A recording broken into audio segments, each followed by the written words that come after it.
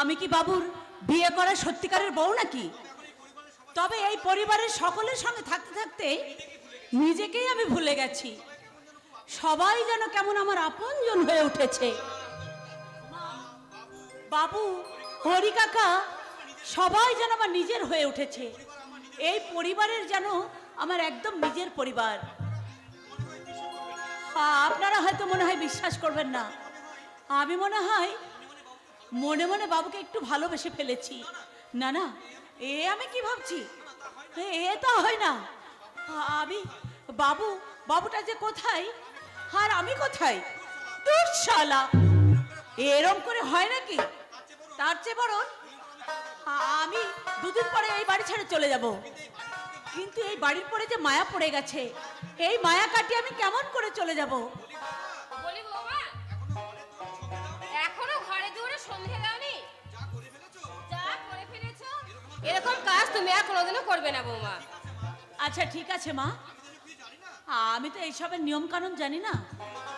তুমি নতুন বউ, আকাচা কাপড় ছেড়ে কাঁচা কাপড় পরে তুলসী মঞ্চে দাঁড়িয়ে তুমি প্রদীপ দেবে, শাক বাজাবে, এই তো পরম্পরা। এই তো স্বামীর সতী।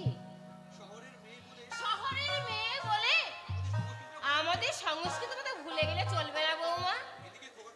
এদিকে খোকাকেও দেখছি না। কি জানি বাবু কোথায় গেছে? বৌমা, তোমাকে না কতবার বলেছি আমার সামনে খোকাকে কখনো বাবু বলে ডাকবে না। না মা, এই বাবু সেই বাবু নয়, এই বাবু আদরের বাবু। সে যাই হোক বৌমা, তুমি আমার খোকাকে কোনোদিন বাবু বলবে না। ভুল হয়ে গেছে মা, আর কোনোদিন বলবো না। কি জানি কোথায় গেছে, সে তো আমাকেও বলে যায়নি। ও এক খামখেয়ালি ছেলে, কখন যে কোন খেয়াল হয় আমি লক্ষ্য করেছি। কাল থেকে আমার খোকা কেমন অন্যমনস্ক হয়ে যাচ্ছে। আচ্ছা বৌমা, তোমার সঙ্গে কোনো ঝগড়াঝাটি হয়নি তো? না মা, আমার সঙ্গে কোনো ঝগড়াঝাটি হয়নি। উনি আমার সঙ্গে ঝগড়া করেননি, উনি খুব ভালো মনের মানুষ। তুমি কোনোদিন খোকার সঙ্গে ঝামেলা করবে না বৌমা। স্বামীর সঙ্গে ঝামেলা করলে সংসার সুখের হয় না মা। মা, তোর বাপু, কদিনের আর সংসার বৌমা, দুদিনের মধ্যে তো আমি চলেই যাব। কি বললে তুমি? কোথায় যাবে তুমি? এই দেখেছো আমি কি বলে ফেলেছি। অনেকদিন বাপের বাড়ি যাওয়া হয়নি তো, তাই বলছিলাম। তা আপনি কি ঠাকুর বাড়ি গিয়েছিলেন মা? হ্যাঁ বৌমা, তোমার আর খোকার মঙ্গল কামনার জন্য ঠাকুরের কাছে আমি পুজো দিয়ে এসেছি। এগিয়ে এসে বৌমা, এই মায়ের চরণে শুধু তোমার স্মৃতি আমি পড়িয়ে দিই।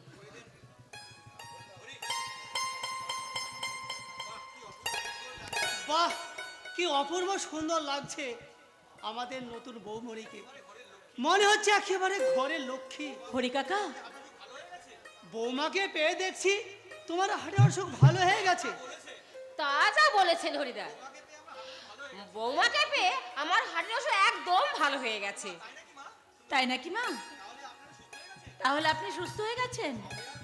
তবে আর কি, তবে আর বলি কি, সে তো তুমি চোখের সামনে দেখতে পাচ্ছ হ্যাঁ। নতুন বৌমণি। তাহলে হরি কাকা, দুদিনের জন্য আমি বাপের বাড়ি থেকে ঘুরে আসি। এই তো সাত কথার এক কথা। স্বামীর ঘর করতে এসে এত বাপের বাড়ি যাওয়াটা চলবে না বাবু, এই আমি বলে দিলুম। মা, আমি বলি কি, নতুন বৌমণি যখন যেতে চাইছে তখন কয়েকদিনের জন্য ঘুরে আসুক না। এই তো বিয়ের মাত্র কয়দিন হলো, এর মধ্যেই বাপের বাড়ি? না না বৌমা, বাপের বাড়ির টান কিন্তু এত ভালো নয়। কিন্তু মা, না না না না, কোনো কিন্তু না লিলি। আমার মা যা বলবে তুমি তাই শুনবে। আমার মা ভালো হলো, এখনো কিছুদিন রেস্টে থাকতে হবে। আর তাই তোমার এখন বাবার বাড়ি যাওয়া চলবে না। তুমি যদি হতে মাগো ছোট্ট আমার চেয়ে, আমি হতাম তোমার বাবা, তুমি আমার মেয়ে। দেখেছো বৌমা, তুমি দেখেছো?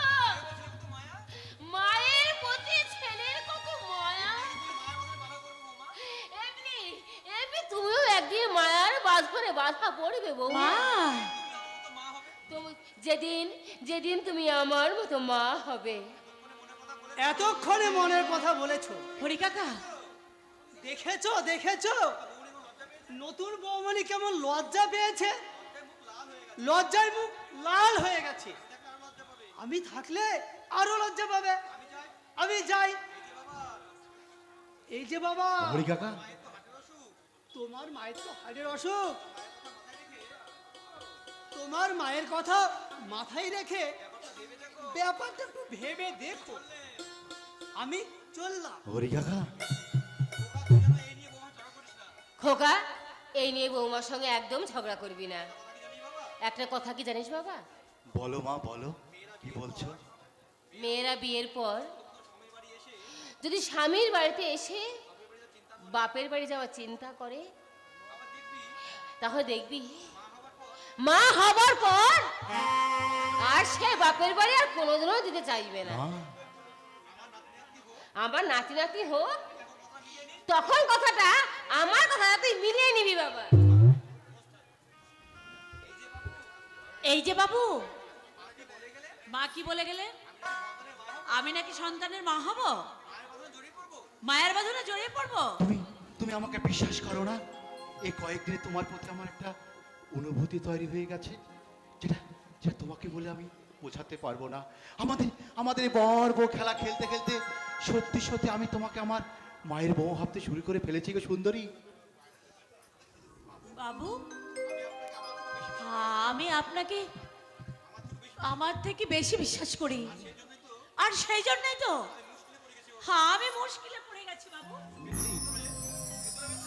আর এই কদিনের ভেতরে আমি কেমন যেন হয়ে যাচ্ছি।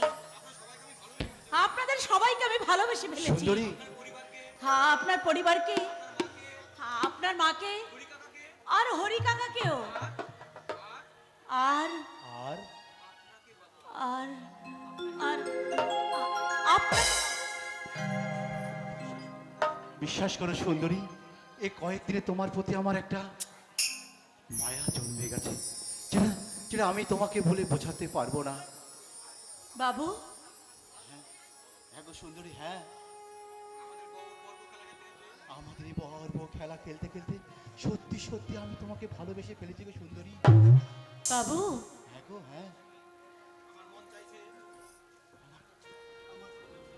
আমার মন চাইছে তোমাকে কাছে টেনে আমার বুকের মধ্যে খালি জড়িয়ে ধরি, তোমার সিঁথিতে সিঁদুর দিয়ে রাঙিয়ে দিই, তোমাকে আমার স্ত্রী বানাতে।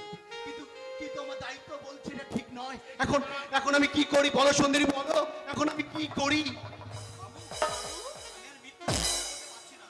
আমি আর মিথ্যা অভিনয় করতে পারছি না বাবু। আমি জানি আপনার পক্ষে আমার মতো একটা ছোট জাতের মেয়েকে নিয়ে যাওয়া সম্ভব নয়, কিন্তু কি করব বলুন? আমিও তো মানুষ, আমারও তো মন আছে, আমারও তো ভালোবাসার অধিকার আছে। সুন্দরী, সেই অভিনয়ের জন্য মাকে আমি ঠকাতে পারবো না। জানি জানি সুন্দরী, জানি তোমার তো কিছুদিন পর তোমার ওইখানে রেখে আসতে হবে সুন্দরীকে। না বাবু, না, আমি ওইখানে আর যাব না। আপনি যদি আপনার বাড়ি থেকে চলে যেতে বলেন, তাহলে এই বাড়ি থেকে শুধু আমার লাশ বেরোবে। হ্যাঁ বাবু, হ্যাঁ, কিন্তু আমি এই পরিবার ছেড়ে আমি কোথাও যাব না, মাকে ছেড়ে আমি কোথাও যাব না, আপনাকে ছেড়ে যাব না বাবু। সুন্দরী, এই সুন্দরী আপনাকে ভালোবেসে ফেলেছে বাবু। সুন্দরী, এই সুন্দরীর এই শরীর, এই মন আপনাকে ছাড়া কাউকে দেবে না বাবু, কাউকে না, সুন্দরী, কাউকে না। এ কোন পরীক্ষায় ফেললে তুমি আমাকে ভগবান? সুন্দরী আমাকে সত্যি সত্যি ভালোবেসে ফেলেছে, একদিকে প্রেম আর একদিকে দায়িত্ব। এখন আমি কি করি, কোন দিকে যাই? তাই সুন্দরী, তোমায় এখন একটা কথাই বলে যাই, পরের জন্মে বয়স যখন 16ই সঠিক, আমরা তখন প্রেমে পড়ব, মনে থাকবে? বুকের মধ্যে মস্ত বড় ছাদ থাকবে, শীতল পাটি বিছিয়ে দিব, সন্ধে হলে বসবো দুজনে। কিন্তু কিন্তু লিলিকে যে আমি এখনো ভালোবাসি, পুরানো চিঠি যে আমি কিছুতেই ভুলতে পারছি না, কিছুতেই ভুলতে পারছি না, কিছুতেই ভুলতে পারছি না। মুছে যাওয়া দিনগুলি আমায় যে পিছুড়াকে, স্মৃতি যেন আমার এই হৃদয়ে বেদনা রঙে রঙে ছবি আঁকে। মুছে যাওয়া দিনগুলি আমায় যে পিছুড়াকে, স্মৃতি যেন আমার এই হৃদয়ে বেদনা রঙে রঙে ছবি আঁকে।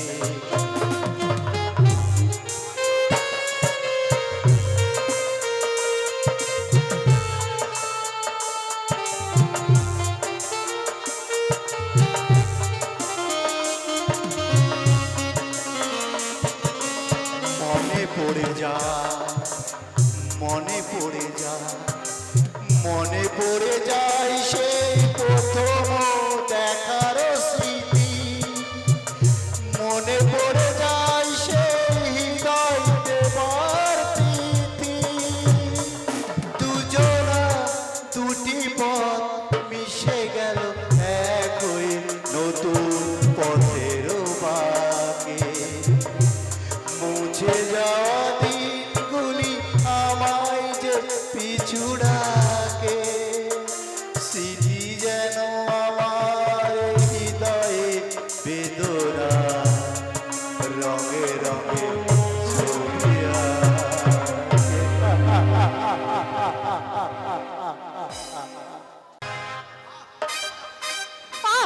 পাপ অনেক পাপ করলেই সহজেই মনে হয় এই আজকেই আসে। আমি যে একদম হাঁপিয়ে উঠেছি, আজ দেখতে দেখতে অনেকদিন হয়ে গেল। না না, এখানে একদিনও নয়, আমি কালকে কলকাতায় ফিরে যাব। যাওয়া যায় না মিস লিলি, কলকাতা ফিরে গেলেও তোমার কিন্তু মনটা পড়ে থাকবে এই সুন্দর বনে। কোন দুঃখে আমি আধুনিক যুগে নেই, আধুনিক আদর কায়দা আমার চোখে মুখে লেগে আছে। আমি এখন গ্রামের মেয়ে নায়িকা, আমি এখন হাফ মরি। ও ও মাই সুইট ডার্লিং, তোমার কথা শুনে মনে হচ্ছে এই লিলি যখন অনুমান করি মাথা বুলিয়ে, তাই না? ঠিক তাই। কিন্তু শোনো, এই লিলি মজুমদারকে পাওয়া অত সহজ নয়। এই লিলি আধুনিকতা হলেও তার ইজ্জত বিক্রি করার মেয়ে নয়। তাকে পেতে হলে ম্যারেজ রেজিস্ট্রি করে ওই সরকারি সিল মোহর নিয়ে তোমাকে এই লিলিকে সম্পূর্ণভাবে পেতে হবে। তাই হবে মাই ডিয়ার। তোমার কথা মতো আমি তোমাকে বিয়ে করি, আমি তোমাকে পুরোপুরি আমার করে নেব। ওকে সুইটহার্ট, এই জন্যই না তোমাকে আমি এত ভালোবাসি। মাই সুইট, শোনো, এক্ষুনি চলে যাবে? এখনই চলে যাব। বলে বাবালে এ তো দেখতি থালা কেবল ভিতলিয়া পাল। কি মজা, কি মজা, কি মজা। আমিও আমার বউকে নিয়ে এখানে প্রেম করতে আসবো। প্রেম বলো মধুর। গেট আউট রাস্কেল, হুট করে দেখা ঢুকলি কোন সাহসে? আমি তিতলে বুঝবো আপনি ম্যাডামের সঙ্গে তলপুলিত খেলতেন। কেমনে কালতো তোর সাহস তো কম নাই? ম্যাডাম এটা দদ্দা বন্ধ করে করতে হয়। প্রেম কলা আমিও জানি, আমিও প্রেম তোলে দিই। আমার কপালটাই কলা, আমার এখনো বিয়ে হলো না। শাট আপ রাস্কেল, তোকে তোকে ইচ্ছে করছে এই জুতো মেরে তোর মুখটাই ভেঙে দি। জুতো মেরে কার মুখ ভেঙে দিচ্ছেন লিলি মজুমদার? হ্যাঁ, স্যার, স্যার, আপনি আমাকে খবর দে তো, আমি আপনাকে নিয়ে আসলাম। তোমার কি আর সময় আছে অঙ্কিত? তোমাকে পাঠিয়েছিলাম এখানে একটা বড় কেসের জন্য, কিন্তু এখানে এসে দেখছি তুমি প্রেম করতেই ব্যস্ত। না স্যার, না, এটা ঠিক নয় স্যার, এটা ঠিক নয়। ওই আর কি স্যার, প্রেম করলে না একটু কাজের এনার্জি পাওয়া যায় স্যার, আর কাজে মনটাও। হ্যাঁ লিলি, বলো। ইনি হচ্ছেন investor officer mister Bikram Singha Roy. Hello sir, I am sorry sir, আমি বুঝতে পারিনি স্যার, প্লিজ আপনি কিছু মনে করবেন না। হ্যাঁ, আপনার কথা বলুন, হ্যাঁ আমি আসছি। তাহলে আমি কি বলবো ম্যাডাম? আমি কি আপনার সঙ্গে যাবো না? এখান থেকে ঠেল ঠেল কথা শুনে আপনাকে বলে বলবো। এই, কি জায়গা বলছিস তুই? চলে আয় আমার সাথে, আয় বলছি। গুলে বেলে আমাকেই বকে, আমার মনের কথা কেউ জানতে চাইল না। সবার বিয়ে হয়ে গেল, আমারই এখনো হলো না। এ জীবনে মনে হয় আমার আর বিয়ে হবে না। টিয়া তুলবো, লোকের বিয়ে ভোট খেয়েই জ্বালাবো। তেবলা তন্ত তোলার বিয়ে হবে না, তুই লোকে শুধু বউ পাড়া দিবি। আমি আছি ম্যাডাম, আমি আছি। অঙ্কিত, তোমাকে যে কাজের জন্য পাঠিয়েছিলাম তার কি খবর? কতদূর এগেছে কাজ? না শুধু প্রেম করে বেড়াচ্ছ? আপনি তো জানেন স্যার, আমি একটু ফান্টুস টাইপের, যাই করি না কেন কিন্তু ডিউটিটা কিন্তু ঠিকঠাক করি স্যার। আমি তুমি ভালো করেই জানো আমার এখানে আসার মূল উদ্দেশ্য একটাই, ওই ডেঞ্জার টাইগার। আর ওই ডেঞ্জার টাইগারকে যে কোনো মূল্যে ধরতেই হবে। আর আমি খবর পেয়েছি এই মিশনে সেন্ট্রাল থেকে স্পেশাল অফিসার নিয়োগ হয়েছে। দেশের স্বার্থ বলে কথা, তবে আমাদেরও হাত গুটিয়ে বসে থাকলে চলবে না। যেখানে দেশের স্বার্থ জড়িয়ে আছে সেখানে আমাদেরও ডিউটি পালন করতে হবে। আপনি আপনি তো কোনো চিন্তা করবেন না স্যার, আমি এই কেসের জন্য আমি জান বাঁচতে লড়াই করে যাব। ওই ডেঞ্জার টাইগারের দিন শেষ হয়ে আসছে। এই সুন্দরবনের আতঙ্ক, ওই ডেঞ্জার টাইগারকে আমি একদিন খুনো পিলারে পরিণত করবই। এই নাও, এই ফাইলে ওই ডেঞ্জার টাইগারের অনেক তথ্য পাবে। এই ফাইল আমি তোমাকে দিলাম। Thank you sir. চলো এবার আমাকে পৌঁছে দেবে। হ্যাঁ চলুন স্যার, চলুন, আপনাকে আমি পৌঁছে দিয়ে আসবো। আসুন স্যার।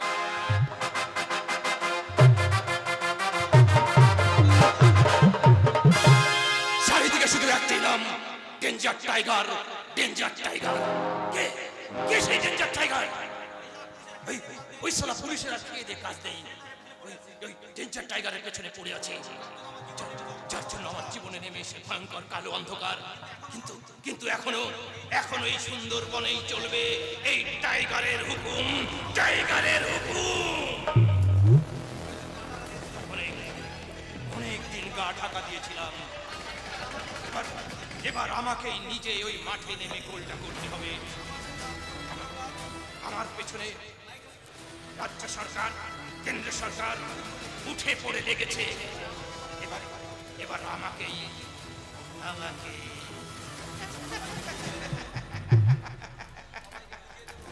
সবাইকে বুঝিয়ে দেব, এখানে রাজ্য সরকার, কেন্দ্র সরকারের কোনো হুকুম চলে না, শুধু চলে এই টাইগারের হুকুম, টাইগারের হুকুম, ডেঞ্জার টাইগার।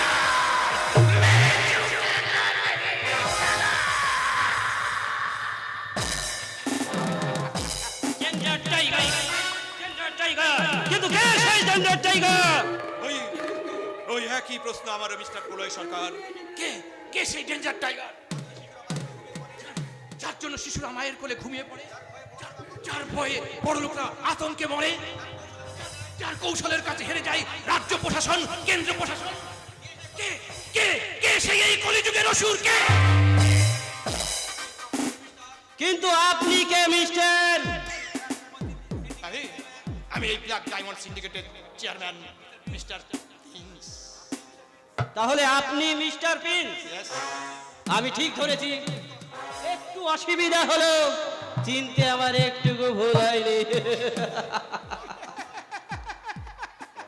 আরে আরে হবারও তো কথা নয়, কারণ জোহরই তো চেনে জোহরকে।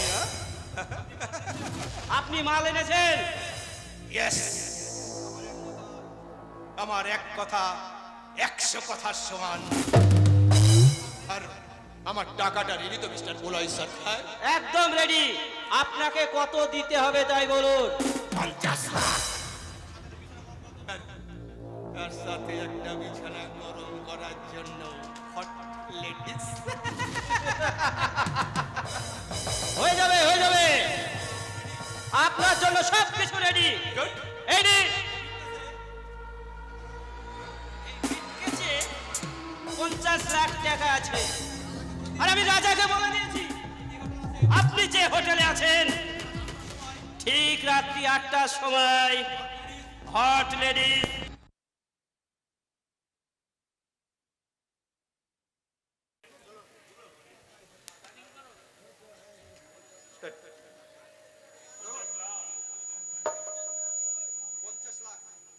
$50 লাখ। তার সাথে একটা বিছানা গরম করার জন্য হট লেডিস। হয়ে যাবে, হয়ে যাবে। আপনার জন্য সব কিছু রেডি। আজ রাত 8টার সময় হট লেডিস, ইংলিশ মদ, চিকেন রোস্ট সব পৌঁছে যাবে। থ্যাংক ইউ মিস্টার পোলাই বাবু, থ্যাংক ইউ। আমি আমি চললাম। আর হ্যাঁ, ওই ওই ডেঞ্জার টাইগারের থাবা থেকে যেন আপনি অনেকটা পিছনে থাকবেন। কেমন? চললাম mister Polai Sarkar, good bye. Good bye mister Prince. সাবধানে তো আমাকে থাকতেই হবে। শুনেছি এই টেন্ডার টাইগার নাকি খুব চালাক। আর তা না হলে পুলিশের নাকের ডগা দিয়ে এত বড় একটা র্যাকেট চালাচ্ছে কিভাবে? আর রাজ্য সরকার, কেন্দ্র সরকার ওকে ধরতেই পারছে না। সর্বনাশ হয়ে গেছে পোলাই বাবু, সর্বনাশ হয়ে গেছে। যে মাল মিস্টার প্রিন্স এনেছে সব নকল। কি বলছো রাজা? তুমি ঠিক করে দেখেছো তো? এই রাজার মাল দিতে ভুল হয় না, সব সোনা নকল। এবার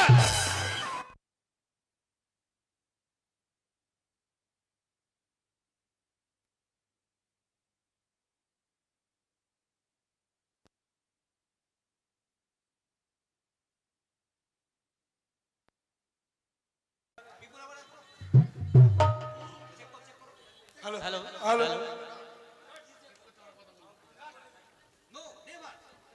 নো নেভার। ওই শয়তানটা আমাকে ঠকিয়েছে। মিস্টার প্রিন্স, এই পোলাই সরকারের টাকা ভোগ করবার আগে আমি তোকে একেবারে জানে মেরে দেবো রে। ওই প্রিন্সটা কালো গাড়ি চেপে চলে গেল, আর এই কাগজটা আপনাকে দিয়ে বললো।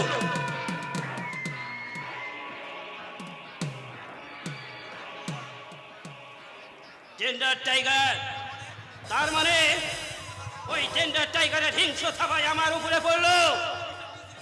তাহলে মিস্টার পিঞ্চি,